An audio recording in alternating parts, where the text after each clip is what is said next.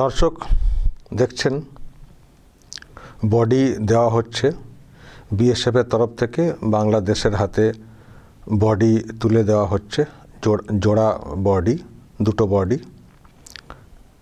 একজনের নাম হচ্ছে মোহাম্মদ মুরসালিন, 20 বছর বয়স, আর একজন নবী হোসেন, একটু বয়স্ক, 40। এটা হয়েছে ত্রিপুরাতে, সিপাহী জেলার ওখানে সীমান্তবর্তী এলাকাতে বিএসএফ গুলি চালিয়ে দিয়েছে। দুজন মৃত, ডেড বডি বাংলাদেশকে হস্তান্তর করা হয়েছে। দুজন। কি বিষয়? যেটা বলা হচ্ছে যে পাচারে যুক্ত,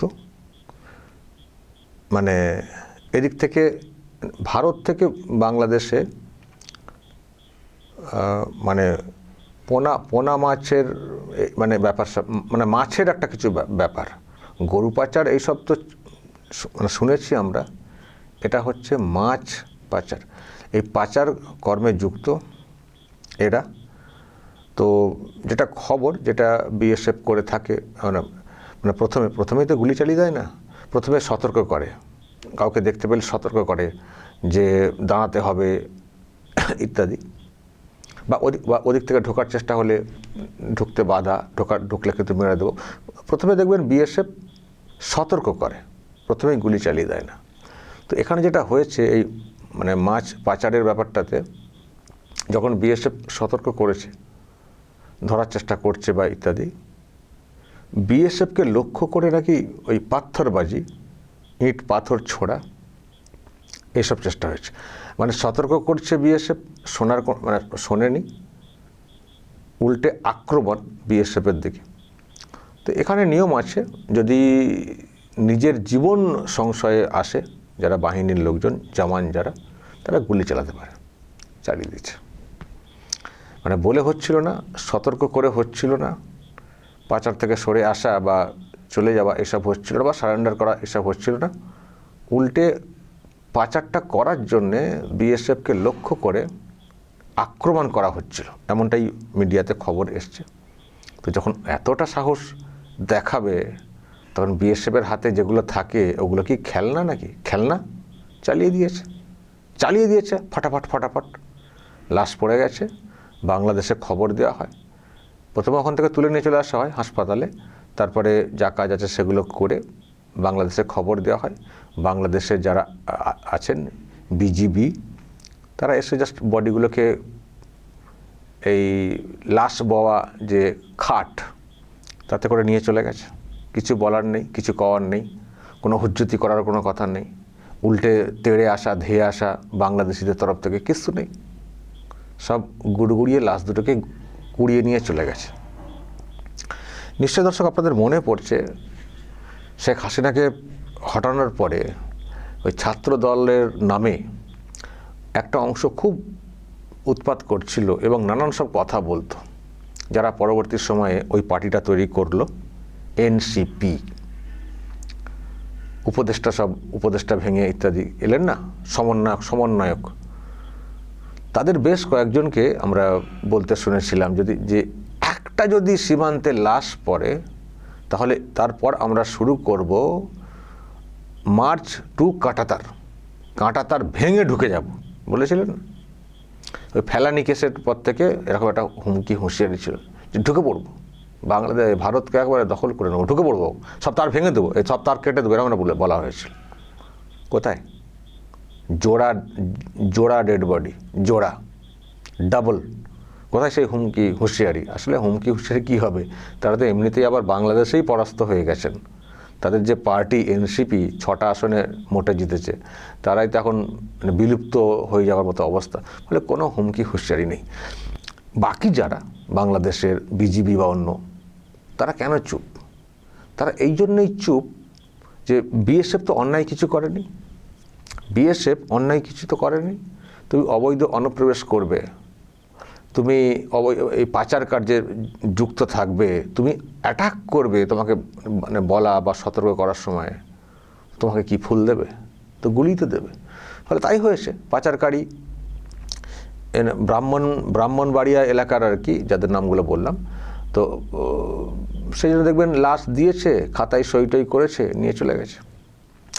কিছু করার নেই, কেউ কিছু বলবেন না। আর কোনো মার্চ টু কাঁটাতার কেউ আসবেন না। আগে ওই রকম একটা বিশৃঙ্খল একটা অবস্থা হচ্ছিল, যা খুশি বলা হচ্ছিল। এখন ওখানেও একটা সরকার এসছে, যেমনই হোক। ফলে এসব আর কোনো চান্স নেই, ওই বডি নিয়ে চলে গেছে।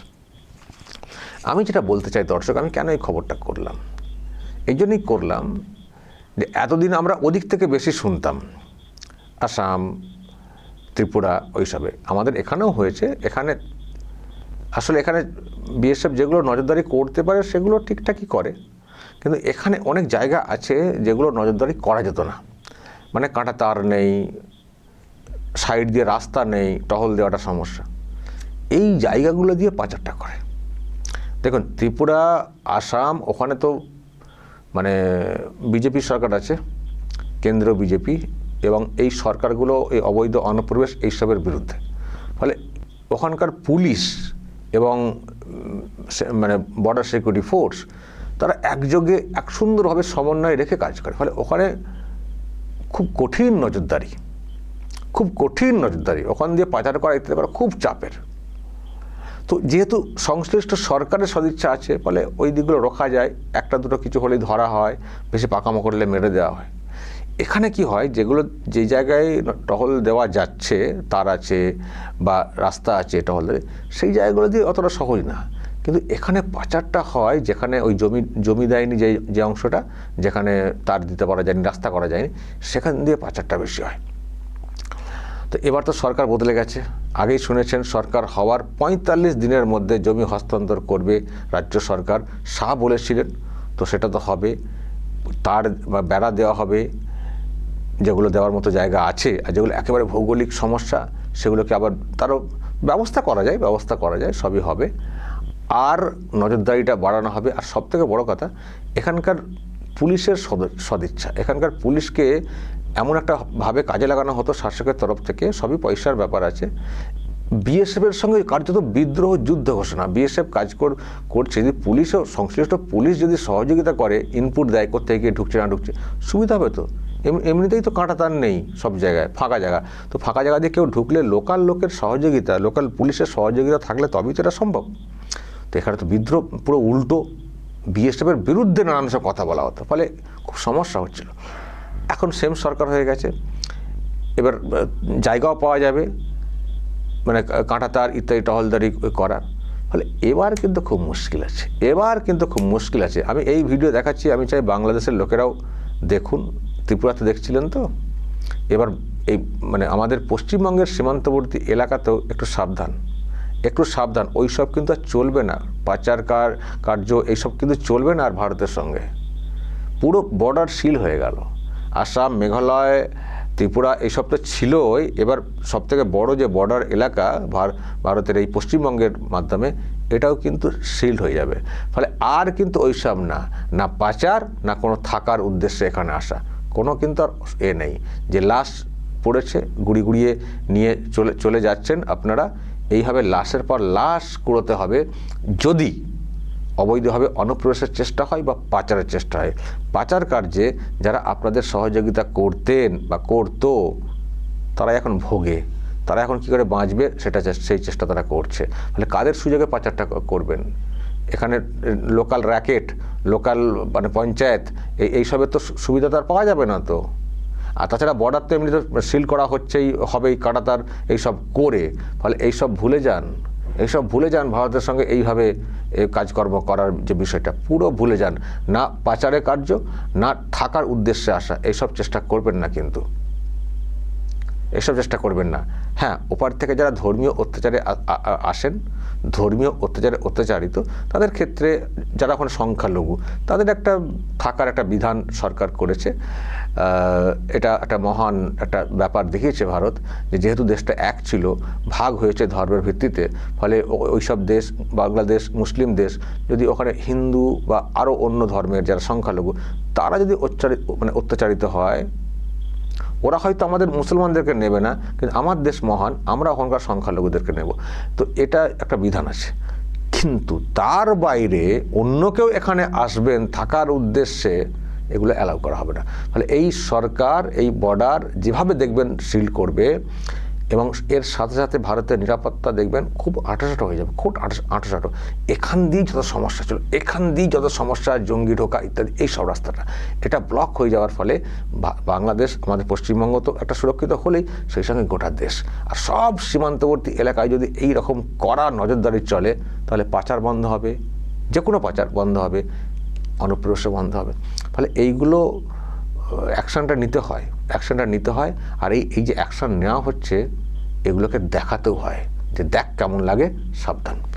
দর্শক শেয়ার করে দেবেন, নজর রাখবেন আরামবাগ টিভিতে।